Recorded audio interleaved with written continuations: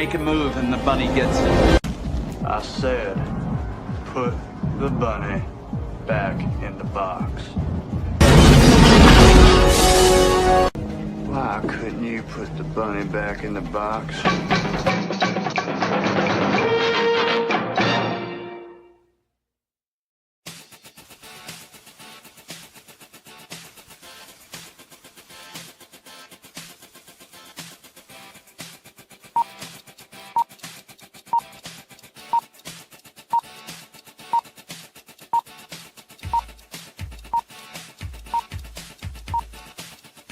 It's showtime. Roar. Roar. Colonel Ironsides here. 200 years I stood in the gap, fighting those who would harm my country. It was my honor, my sacred duty, so help me God. 9 times they took my life. 9 times I stood back up and made them pay. The freedom fighter and I could handle anything, but someone betrayed me. I was ambushed, made mortal, rendered powerless, and retired. They passed an amendment and made me a civilian before I left the hospital.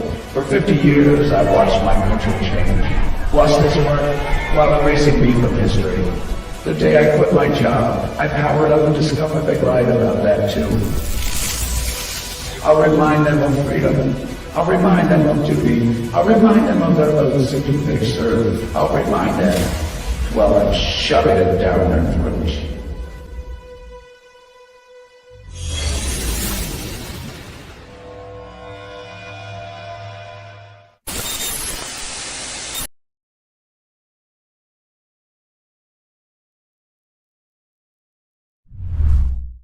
Psychically, I'm very well endowed. I want to know what you're thinking. There are some things you can't hide. I want to know what you're feeling. Tell me what's on your mind.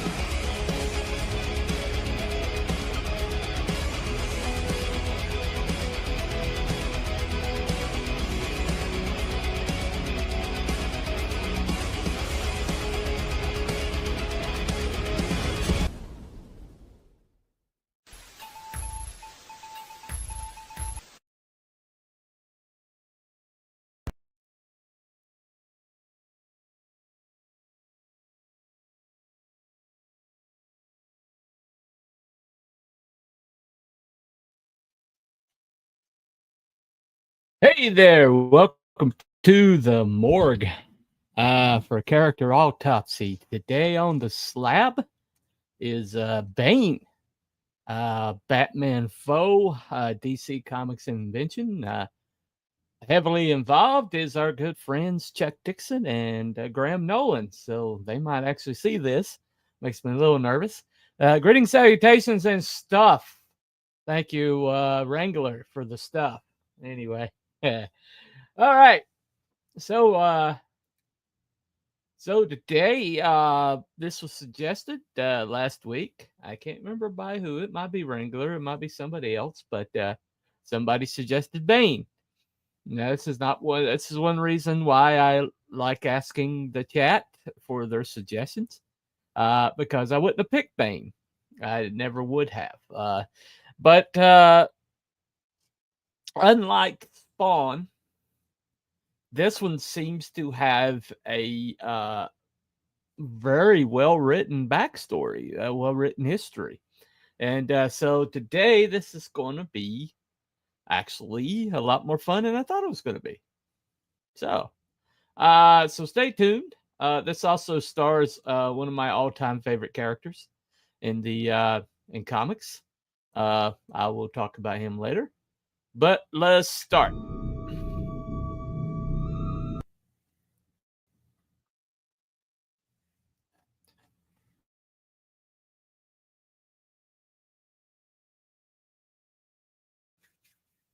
Okay. Well, first impressions, Bane is like a brute character.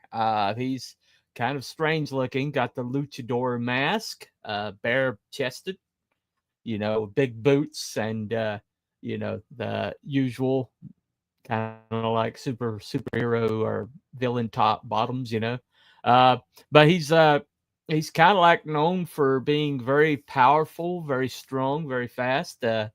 He's addicted to a substance called venom, so it's all kind of like steroidal. Uh, and uh, and so if you just look at the surface of it, he's known most for breaking Batman's back. Okay. So if you ask Bane, people, about Bane, that's usually the details they'll come up with. So let's start out talking about the history of Bane.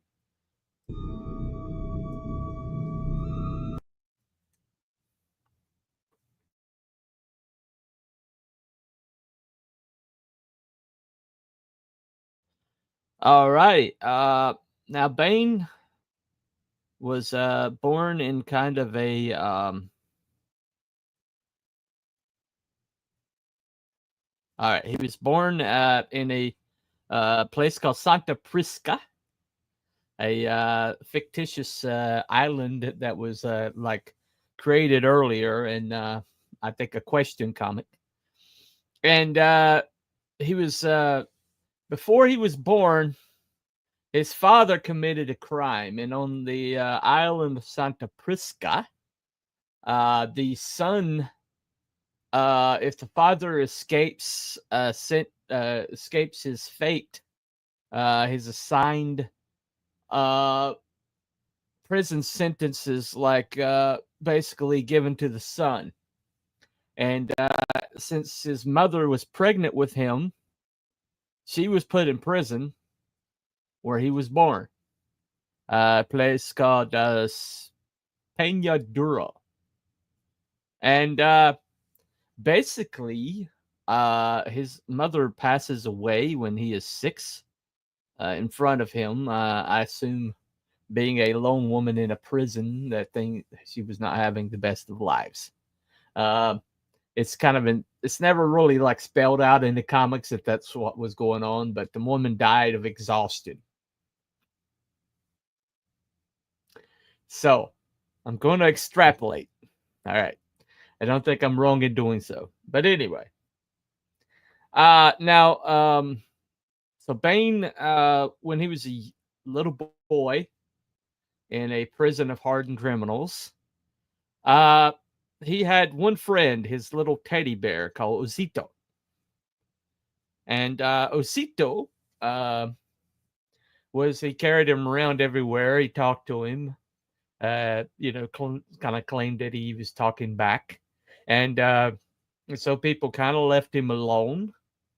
Believe it or not, criminals as prisoners tend to have more boundaries when it comes to children than people in the outside world. Now, that's really a strange thing, but I've done enough prison ministries and read enough books about prison behavior to know that something about the sanctity of children is important to prisoners. And so it's not far-fetched to me that this boy would be left alone. He had murdered his first person at 8 years old.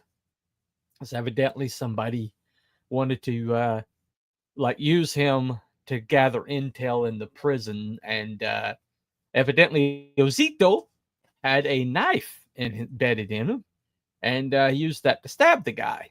So this is not your typical little boy. Okay.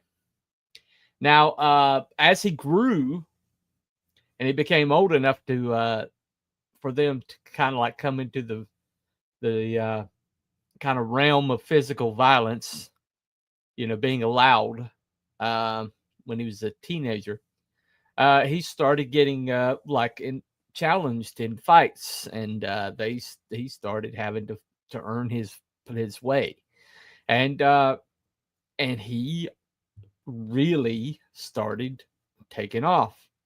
The violence was natural to him, and he became a really dangerous individual. And so much so that people within the prison started seeing him as the authority, which which put him in the crosshairs of the warden. And so the warden kind of trumped up a charge, and they put him in solitary for 10 years. Okay. So for 10 years, he was in solitary confinement. And during the course of those 10 years, though, his legend grew because he went in kind of like top dog, and every time they heard a story coming out about what he was doing in solitary, he was getting stronger. So solitary was not destroying him; it was just honing him. And this is an individual who, basically was made more powerful by adversity. And so basically, when he came out of prison, or the solitary finally, he was stronger, he was bigger, he was nastier than he ever was. And because of that, they had one more thing to do to get rid of him. If they tried to like just murder him, then the prison would have rioted. So they couldn't do it that way. And so the CIA shows up, as they do in a lot of third world nations. So I hear. So I'm here. Speculation. Don't have direct knowledge, but let's say an intelligence agency of some remarked large country shows up in this third world nation with something called Project Gilgamesh. And Project Gilgamesh was basically an experimental. It was a organization that basically to experiment on a super steroid called Venom. And the reason why they're in a smaller country was because Venom was so powerful that most people didn't survive being infused with it. And so they, everybody that they tested it on died horribly. And yet, this young man who they bring in here, he's still young, still early 30s, I believe, at this point. Might be late 20s. They bring him in, and he survives. Not only does he survive, but he just gets bigger, stronger, nastier, and more dangerous than they ever could have imagined. And let me give you the down. Basically, his powers were superhuman strength, superhuman speed, reflexes, superhuman endurance, stamina, and durability, and superhuman healing. And basically, that was just on the Venom. But if he basically could raise it that level if he pumped in more. And so he had some people around him that were kind of like his underlings, and one of them happened to be evidently a talented surgeon named Bird from Gotham City. Okay. Now, along with the mechanical guy that they found, they've created a mask and a pump system that basically injected Venom directly into him when he wanted a boost.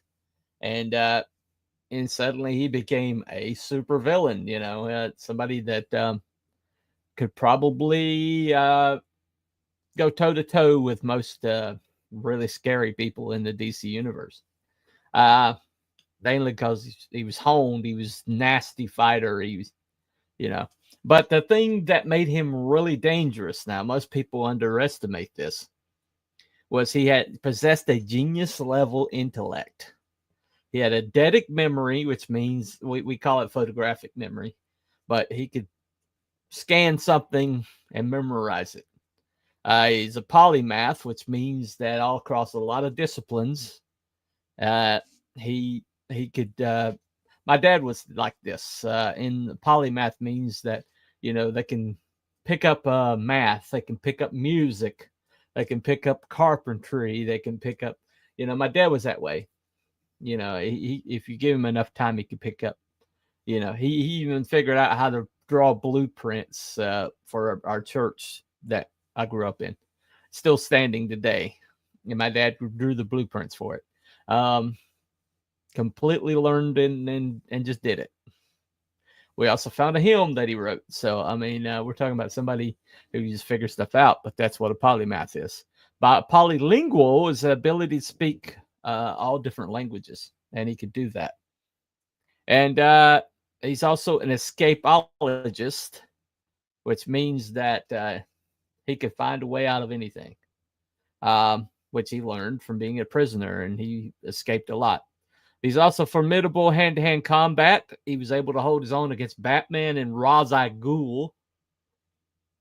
Okay, Ra's al Ghul, functional immortal in Batman, who was learned from Lady Shiva.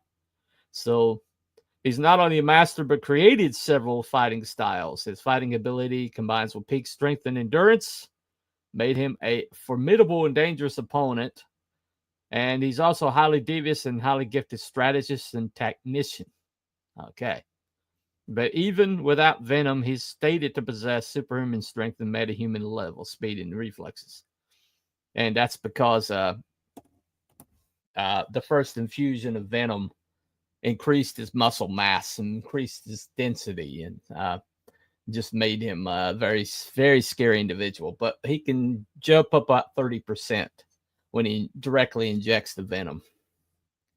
But he also has to do it twice a day because he is addicted to it. But he's surprisingly fast. He's very durable, and just a nasty individual. Okay. Now, this clip plays what Batman knows about him. It's when he first encountered Batman. Now, the reason why he came looking for Batman is because when he was growing up as a little child, he had a recurring nightmare of a demonic bat that tortured him. And because the way he's wired, he always wants to destroy the thing that scares him. And so Batman became like the living embodiment of that for him. So that's why he decided to go after Batman. Plus, I'll let the clip show.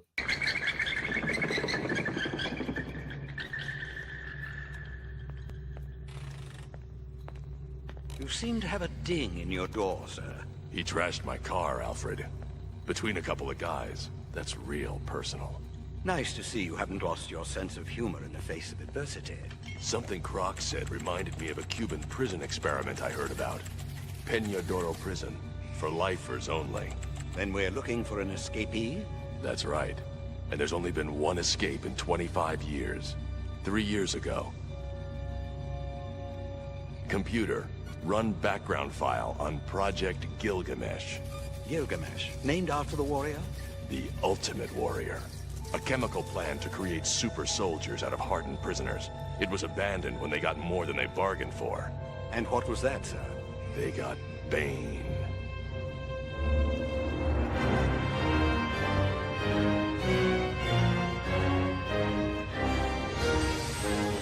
After he escaped, Bane went into business for himself as a freelance assassin. Price per job, $5 million.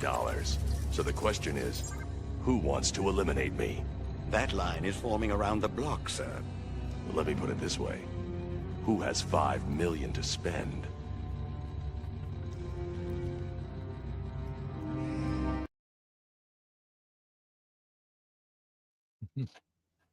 Okay, so he is brought to Gotham to take on Batman as basically as a hit, but he's planning on looking up Batman anyway.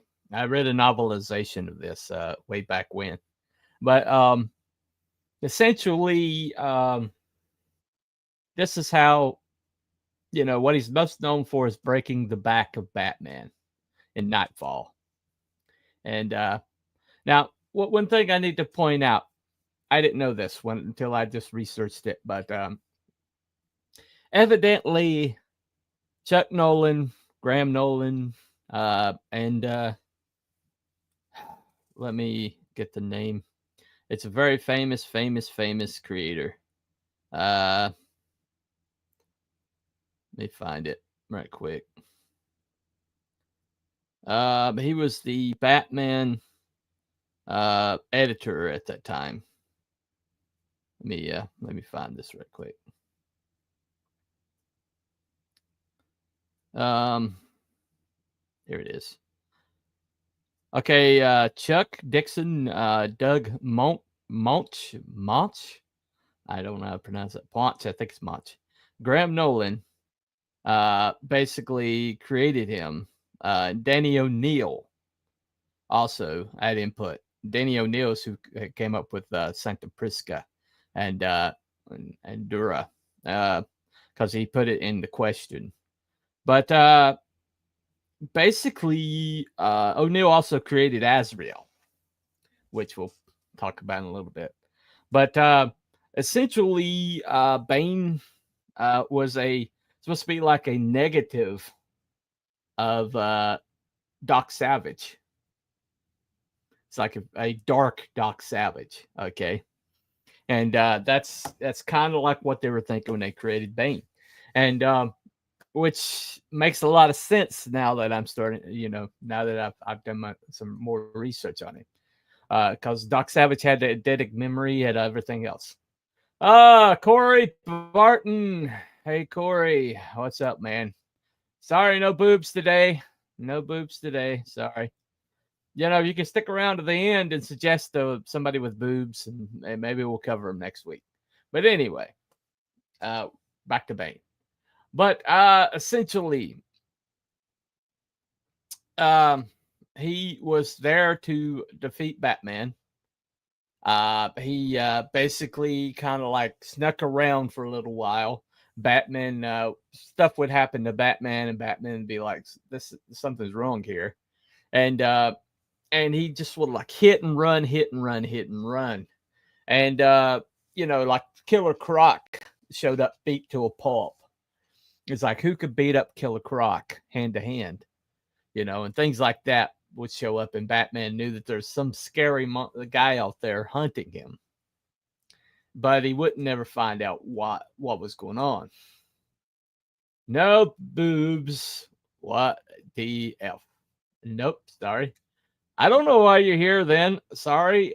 Suggest somebody with boobs and I'll cover her next week, okay? This is Character Autopsy. I do one character at a time. That's where this show works. But welcome to the show, though. There you go. Anyway. So he's like hitting and running. He's wearing Batman down. He starts attacking Robins. And he doesn't kill anybody. But the threat of it, because he realized that he could, if he killed somebody, then Batman would be too focused, and Batman wouldn't be worn down. Batman would be motivated, and he didn't want Batman motivated. He wanted him worn down, and so he would do stuff like put a Robin in the hospital, or somebody that's close to him, and or trash his house. He trashed his house more than once. Did Bane have a girlfriend in Batman comics? I guess it was obvious serving in one movie. No, you need to read comics, man. If you're working in comics, read comics. My gosh. Talia al Ghul, he was married to her.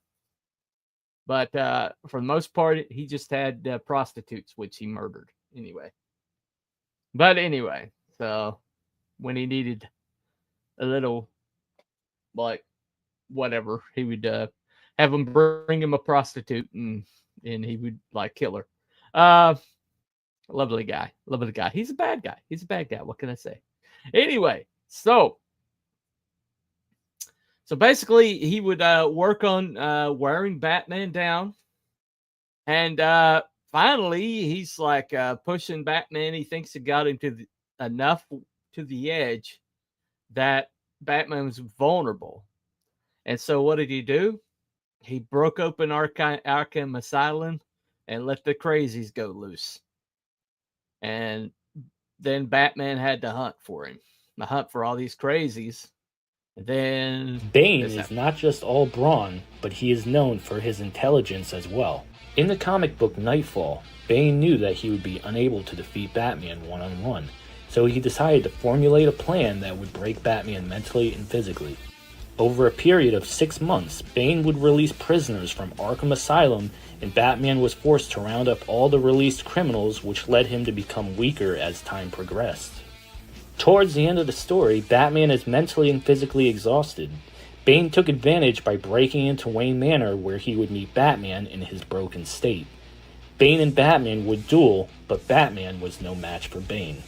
At the end of the fight, Bane lifted Batman above his head and dropped Batman across his knee, shattering his spine. After, Batman was left in a paraplegic state, which sidelined him for months.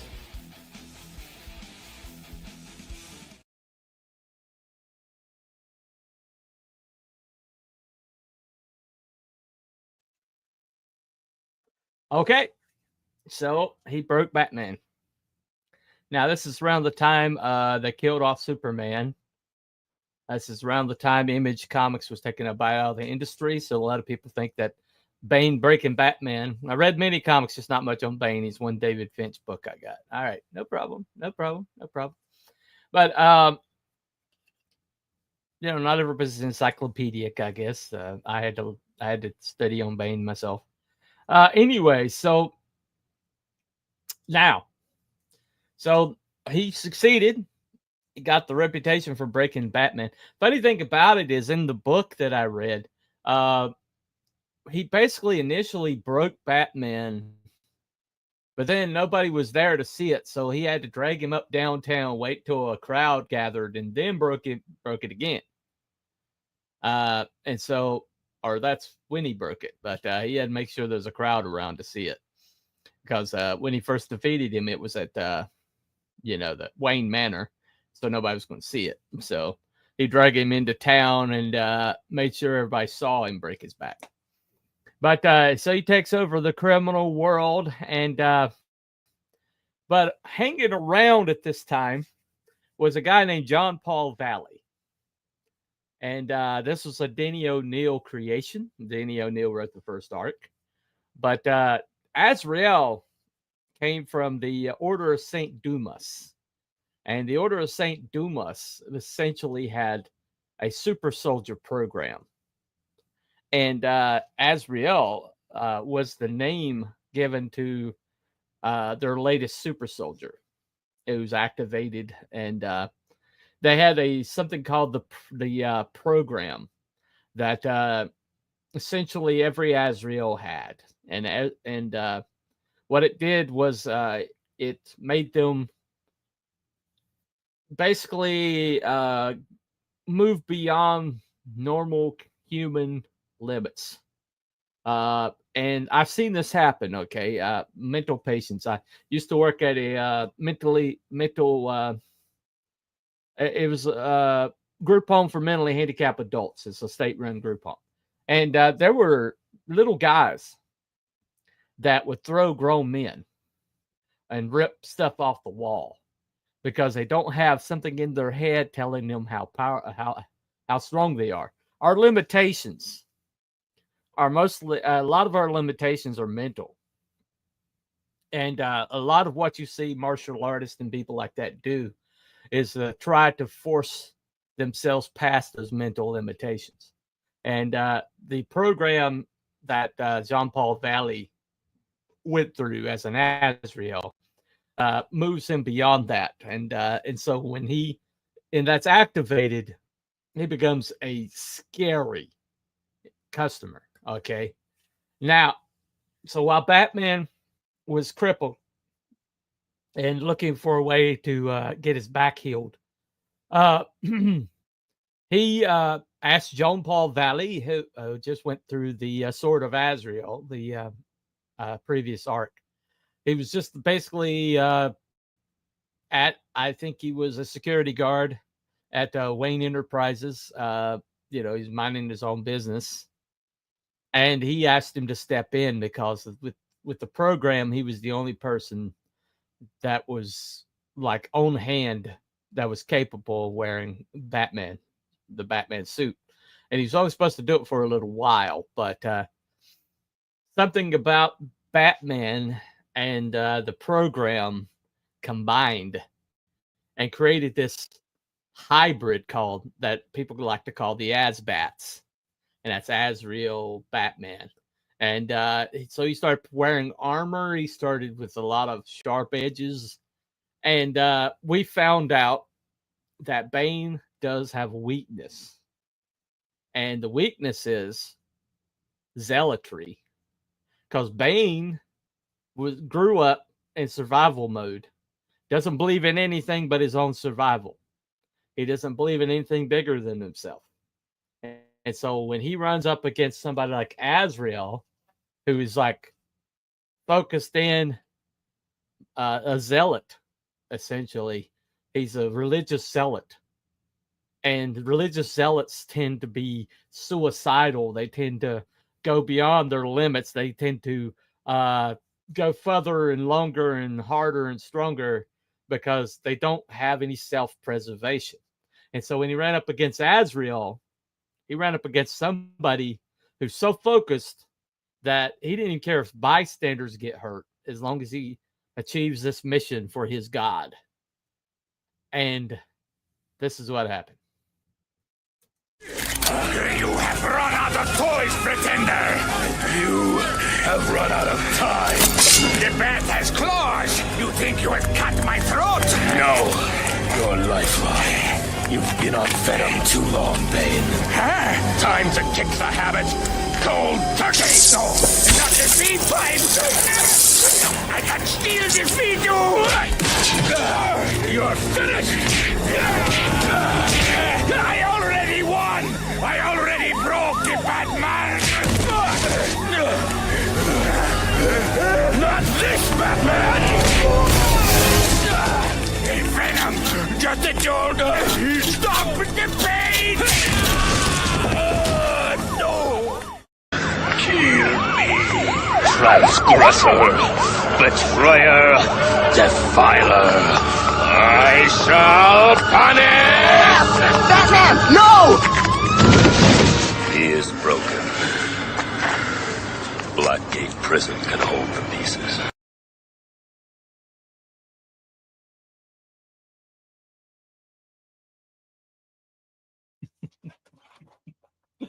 I know a lot of people didn't like Asbats, but I've always had a soft spot for Azrael, just the whole concept. But anyway, it's not about Azrael, this is about Bane. But we found out what Bane's, not just the Venom withdrawal, but that Bane basically became a mewling wreck when he ran up against somebody so focused and so like crazy without any kind of self-preservation that we found out that Bane's real like weakness is his sense that he's been in survival mode his whole entire life. His own self-preservation is the only thing that matters to him. And once you figured out that psychology, he's vulnerable. And that he just ran up against the wrong guy. Okay. Anyway, got a few comments over here. Let me check out. A second.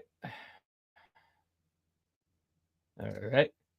Just mental limitations. Maybe I do have super strength. Maybe you do. I definitely have the mental limitations part. Yeah, there you go. Going to chop brick with my hand now using super strength. Probably not. Don't do that. Don't do that. Chopping a brick with my hand and press all the hot babes. They may, especially since I get to sign your cast. So there you go. I haven't found a brick to chop yet. Okay. All right. Don't do that. Don't do that. Anyway. I'd say that they don't understand their limitations, but they do have limitations. They just don't understand them. Anyway. All right. So I ran up against the wrong guy. Okay.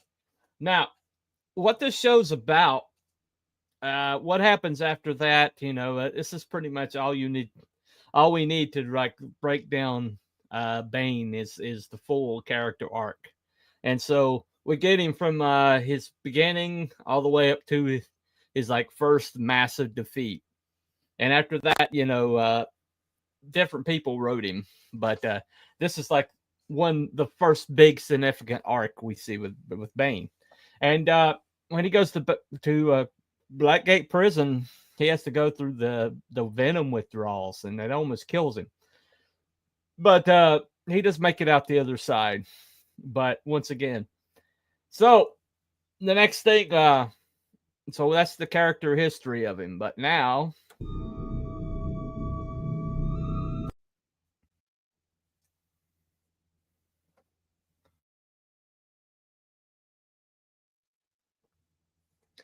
Pulp Art Noir. Okay, if you've been to many of my shows, you know that I tend to categorize characters into one or two places. Heroic characters or villains and everything. But pulp or noir. Okay, now pulp is superhero. They have like something super that's like super about them that's supernatural. They have a focus. They have like a philosophy, and they have lines they don't cross. That's kind of like what I consider a pulp character. Now, noir characters, they tend to have human weaknesses. They tend to have no lines that they won't cross. They don't tend to have a lot of personal belief systems.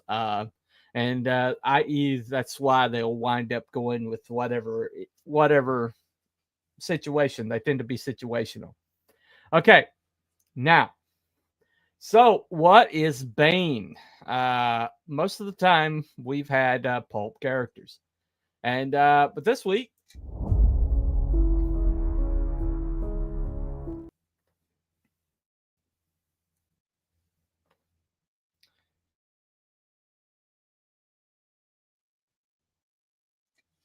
okay, he's noir. Now, the reason I say he's noir is because, he does have a focus. He does have like he's task oriented to an nth degree, and yes, he defeated Batman with not only physically but mentally by attacking him, and he does have some discipline, and he does have like some strategic ability. Okay, now, but Batman didn't know he was out there. Batman wasn't waiting for him. And if Batman had known what was happening, then Batman could have planned. Okay. And the animated series, Batman figured out his weak spot and increased his venom flow until he was begging for mercy, and then pulled the plug and deflated him. Okay. Which is probably what this Batman would have done if he wasn't so worn out. But see, Bane happens to be very underhanded. He does whatever it takes. He doesn't have a strong moral center. I mean, how would he have one? He grew up in prison. Okay. And that's ultimately the weak spot of him. Now, years later, he started showing like a morals code, but it was more like he adapted one. He collected one, probably from Ra's al Ghul, which is later. But at this point, he was a noir character. And because he's a noir character, that also, when he ran up against when he ran up against Azrael, who is extraordinarily pulp, Azrael is about as far pulp as you can get. I mean, you should be beside the pulp character in the dictionary. Okay. Because he ran into that extreme focus, that complete selflessness, complete lack of self-preservation. And he basically started like having to think about his own self-preservation, which caused him to be cowardly. Okay, that's ultimately what happened with Bane, is that he became a coward when he was faced with that much crazy, that much focus, that much belief system, which turns out to be his ultimate downfall. And you'll find this when pulp characters going against noir characters, pulp tends to win because pulp will go further, will stay longer, and go harder because they believe in something. People that believe in something is the ultimate power on this planet. Belief is incredibly powerful. Humans that believe in something can absolutely change the world. People that don't believe in anything, no matter how powerful they are, no matter what their skill set is. I mean, if you put Doc Savage up against Bane, even though Bane was supposed to be the dark version, he was the noir version of Doc Savage. Doc Savage would win. Why? Because Doc Savage believes in something. Doc Savage has a moral center. Doc Savage knows what he believes. And Bane, up to this point, didn't. Okay? Now, this might have been altered later because noir characters can eventually become pulp. They'll pick up a belief system. People can grow. People can change. People can, alter. And they always, when somebody changes from noir, they usually don't go more noir. They usually, because people desperately want to believe in something. They desperately want to stand for something. And so the people will tendency to skew more toward pulp than pulp does noir. Now, if you have a pulp character that goes noir, then that's because there was a flaw there to start.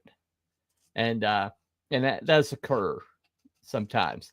You do have live long enough to be the villain moments. But usually that person was had a lot of pulp, had a lot of noir in them to start with. But anyway, at this moment, he's noir. Now,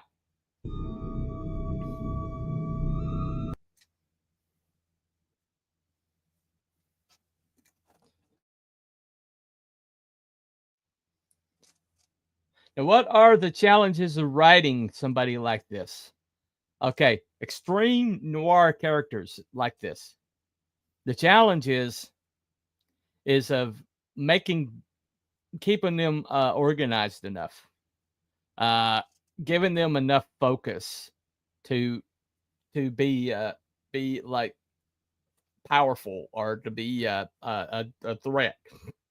Usually, somebody that's a noir character, they have a hard time making them likable, so they tend to become villains.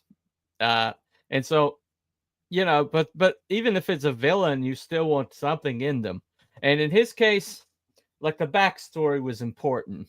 You wanted to know why he's noir. You wanted to know where this came from. And in his case, he just never knew any better.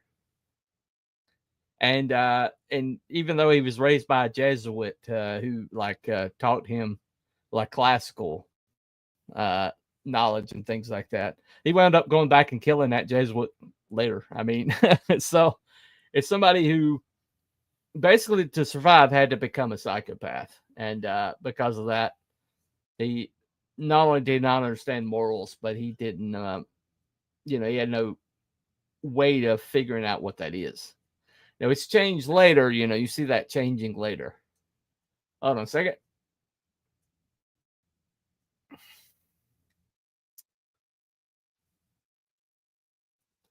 You think a movie Bane compared to comics, okay? All right. The first movie, Bane, was a complete monstrosity. It was a complete screw up. Nobody liked that Bane. They just basically made him a Hulk. And he was easily defeated. So no, I won't. It's not even worth talking about him. The Bane from Christopher Nolan, that was basically a different animal altogether than Bane. A lot of people would tell you this, that no Bane. I think I've heard Graham Nolan grouse about it more than once. That Bane was basically an underling. He was owned. He was a sidekick, and that's not Bane. Bane's not a sidekick. Bane's a main character. Okay, Bane would not subvert himself like that. Now he did with Ra's al Ghul in the comics later, but it's because he saw himself as an equal, not because he's deferring to someone and letting somebody else rule him.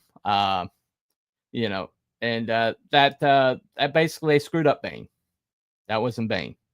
Now, several in the comics, like animated series, didn't have Bane right either. That Bane was way too stupid to be Bane. Okay, Bane would not have been that easy of an out. Now, several of the games kind of got him right, but for the most part, very few sources have ever gotten Bane right outside the comics. But anyway, but thanks for asking. That's my opinion. Everything's my opinion. You know, you're free to disagree. All right, now the challenges of writing a noir, pure noir character is keeping them in the rails long enough to be effective, because they don't tend to have. So you have to give them just enough focus. You know, with him, it was like he's focused on defeating Batman. That became his religion. That became his focus. That became what he believed in, defeating Batman. But for selfish reasons. You know, he wanted to be seen as the biggest guy on the block, the baddest ass out there. And with Bane, it's always that. That's his ultimate goal. He wants to be the biggest and the baddest. Okay. And so with Bane, that's basically what you get. Now, writing that, you know, the backstory, having a complicated and interesting backstory, how they got this way, and maybe just a little bit in to make them likable or to make them identifiable, is always good. Basically, nobody is truly evil. Most of them think that they're the hero, okay, and they're the hero of their own story. With noir characters, though, they're extremely selfish. So you have to find a way to make them, to give them some kind of like cause, okay, even if it's ultimately for their own edification. So that's the challenges of writing a noir characters like Bane. You can be done well. Chuck Dixon, Doug Munch, and Graham Nolan and Denny O'Neil did a great job. He's a great character. That's why we still talk about it. And you know, a solid backstory is so damn important. And not only a solid backstory, but a backstory that affects the person that they become. I've seen that a lot of times. Like this happened with Spawn.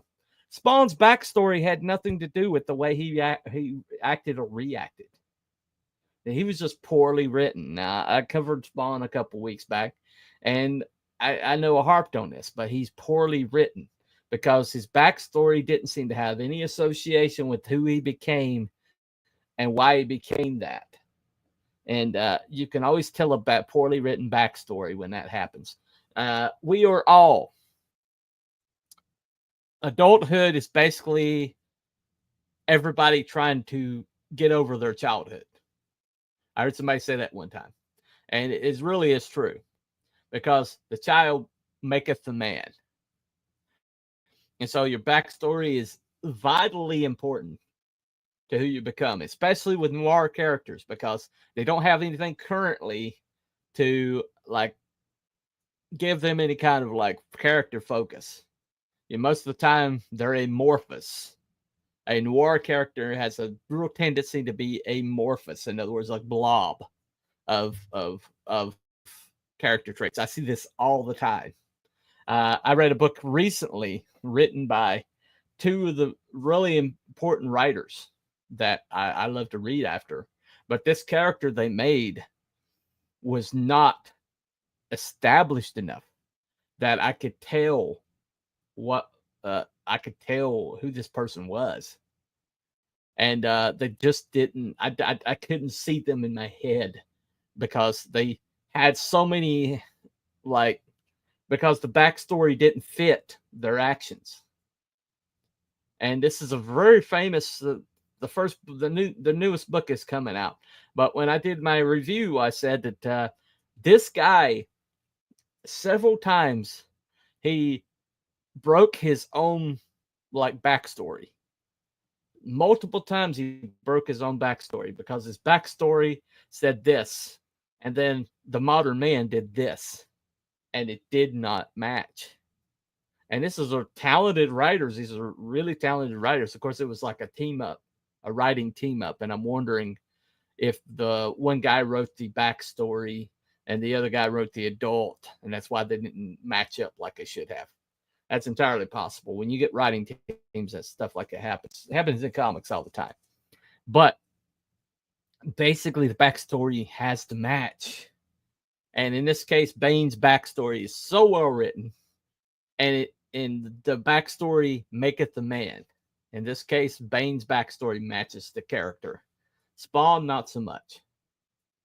Okay, as much as people like Spawn, go with God.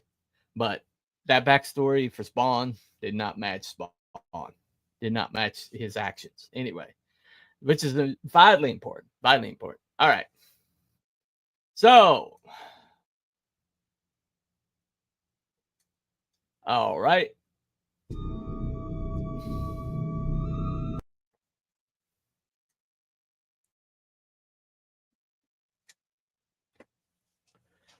So, closing the drawer on our good friend Bane.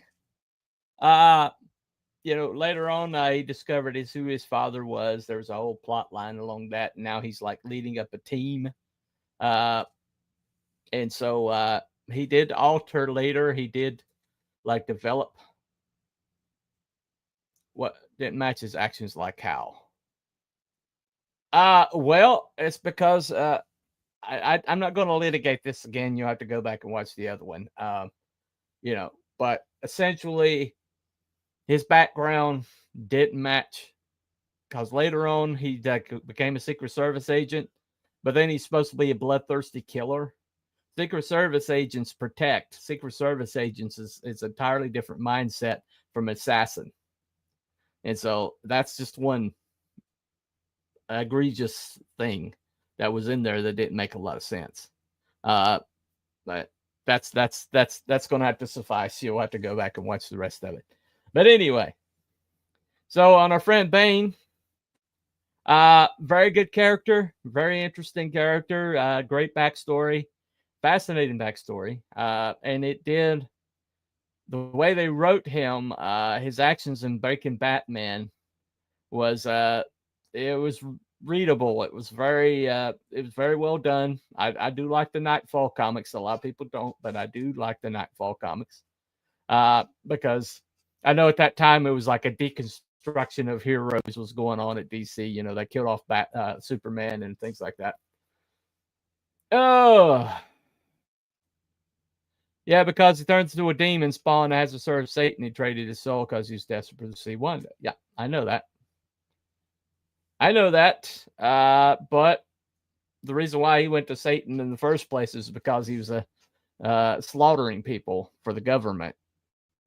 And that just doesn't match with other things that he did.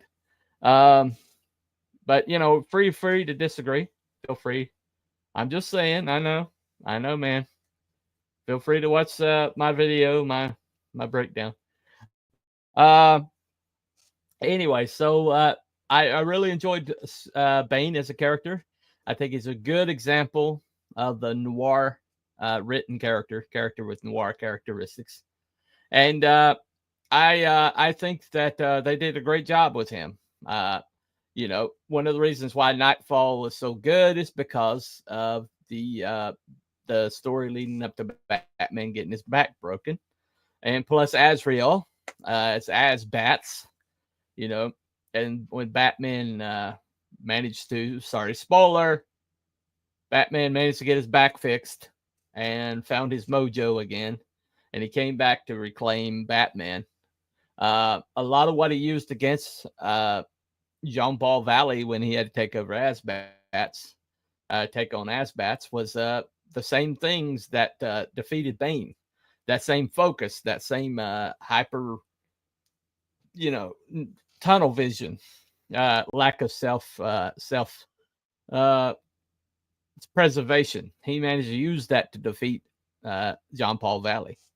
And later on, that whole series of Azrael, written by Denny O'Neil, that first arc is just best comics. I mean, I love that arc. But anyway, so this is not Azrael. This is about Bane. Bane is a good character. And so, it gets the Cooper approval, the Bunny appeal, seal of approval. I do like this character. Okay. Bane, when done right, is probably one of the better characters from Batman's Rogues Gallery. I'll agree. He's kind of like, they did such a good job establishing him that anybody can write him because they know exactly who they're dealing with. So establishing tendencies within the character really helps you to write that character down the road. And they did a great job. This is one of the better backstories of a villain that I think I've really delved into. I remember reading this a long time ago, like a Nightfall novelization. I did read the Nightfall novelization before I read the comics. And it did cover a lot of this Bane backstory. And it's just a really good backstory. Anyway, so go back and check it out. Thank you for suggesting this one, whoever suggested Bane. That's one reason I like just taking people's suggestions from the chat, because I wouldn't have picked Bane, but I had a good time with him. So, all right. So next week, all right, lock it in, guys. Anybody's in the chat that has a suggestion for next week, on Corey's behalf, somebody with boobs. Just on. Actually, Corey, last week I did have somebody with boobs, and you missed it. So there. I did have boobs last week, and you missed it. Switch, my character Switch. She's got a rack on her. So there you go. Just saying. Yeah, go back and check on that one. All right. Here's your chance to suggest some tatas, Corey. All right. How about Witchblade? Sarah Pazzini. Oh, Ivy. Oh, okay. Ivy or Catwoman. Okay. Well, or Witchblade. Okay. All right. I'm gonna ask Tomb Raider. That would be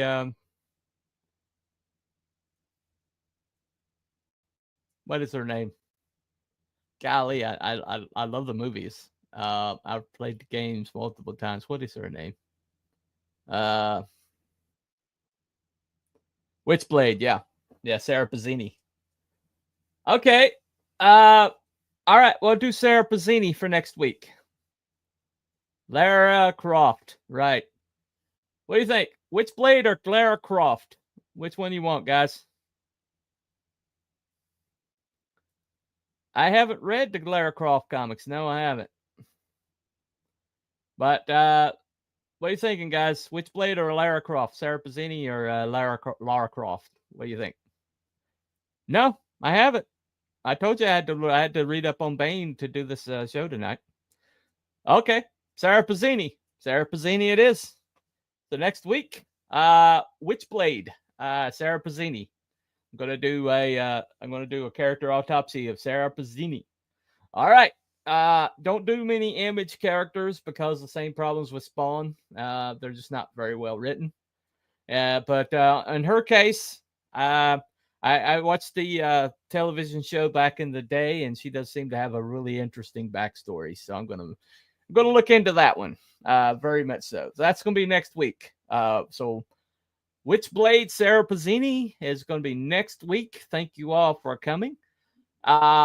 You all have a very good evening. And that's been Character Autopsy. The drawer is closed.